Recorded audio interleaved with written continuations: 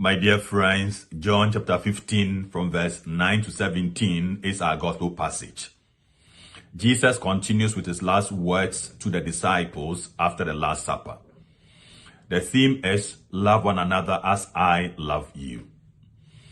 My hope is to explain the implications of the word love as used by our blessed Lord and how we can express it like him.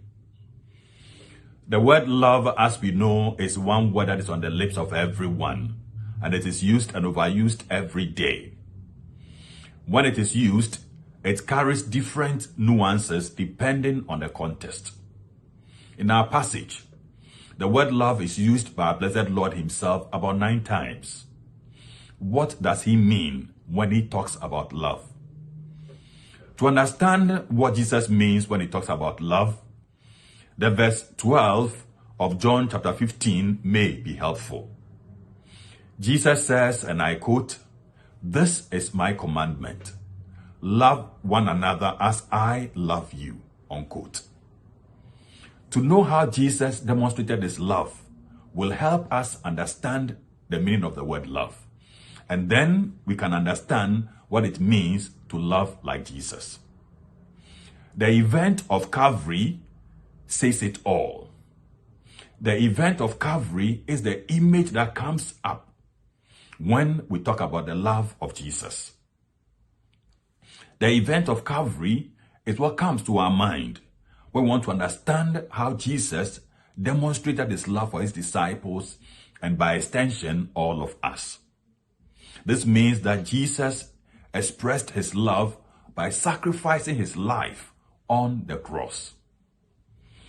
This same meaning is what St. Paul eloquently expresses when he wrote about love in his letter to the church in Ephesus, chapter 5, verse 25. And he says, and I quote, "Husbands, love your wives as Christ loved the church and handed himself over for her," unquote.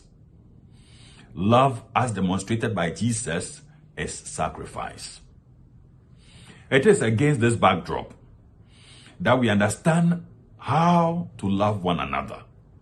Jesus' love is therefore our model. Loving one another as Jesus loves us is an invitation to Calvary. This means sacrifice. The call, therefore, is to be ready to sacrifice for the well-being of others. The question is, how do we love one another like Jesus?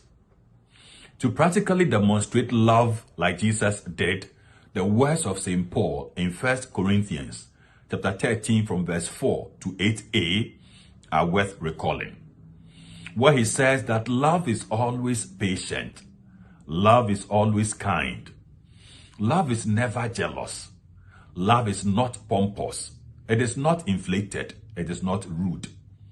Love does not seek its own interest.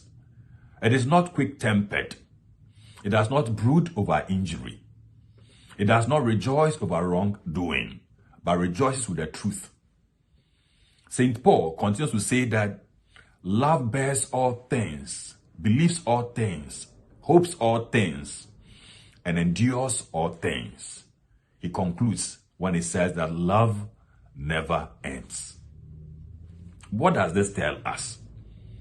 In trying to love like Jesus, we need to do an examination of the conscience, where we ask ourselves whether we actually are patient and kind when dealing with others. Whether there is jealousy when we are relating with people. Are we pompous and rude? Do we seek our own interest when in relationships? Are we quick-tempered when we are dealing with people? Do we brood over injury? Do we have endurance? Does our love come to an end?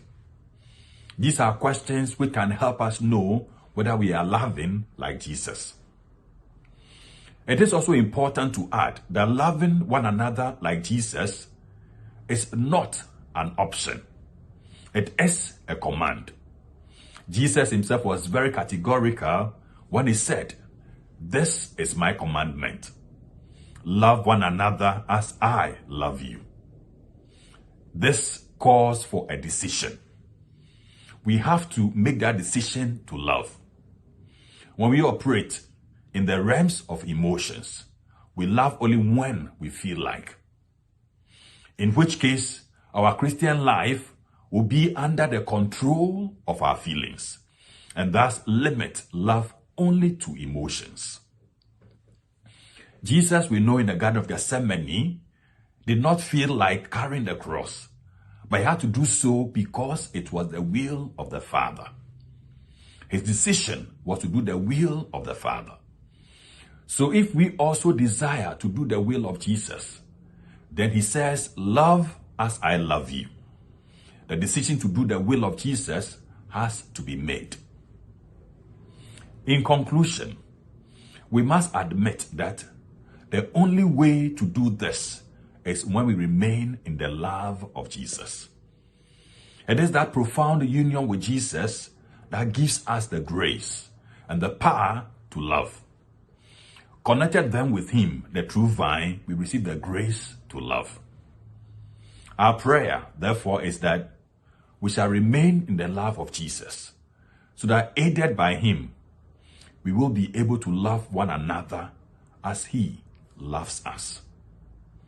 May God bless you.